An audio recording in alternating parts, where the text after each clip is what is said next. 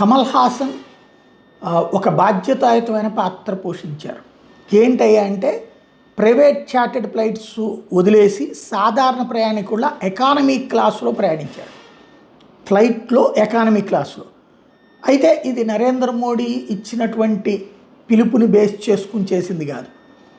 సినీ పరిశ్రమకి అత్యధిక కష్టాలు ఏమవుతున్నాయంటే హీరోని విలాసవంతంగా ట్రీట్ చేయాలి, హీరోకి ప్రైవేట్ జెట్స్ ఏర్పాటు చేయాలి, హెలికాప్టర్లు ఏర్పాటు చేయాలి, దాన్ని ఏమంటారు వ్యాన్స్ ఏర్పాటు చేయాలి. ప్రత్యేక వ్యాన్స్లో ఒక దాంట్లో భోజనం, ఒక దాంట్లో ఉండటానికి, ఒక దాంట్లో పడుకోవడానికి, ఇట్లాగా ఒక 60 డజన్ క్యారవాన్లు ఏర్పాటు చేయాల్సిన పరిస్థితులు హీరోయిన్లకు వస్తున్నాయి. ఇవంతా కూడా ఖర్చు దుబారా అవుతుంది. సినిమా షూటింగ్కి 10 కోట్ల రూపాయలు ఖర్చు అయిందనుకుంటే ఈ దుబారానే వీళ్ళ రెమ్యునరేషన్ దగ్గర నుంచి ఇవన్నీ ఎక్కువ అవుతుంది.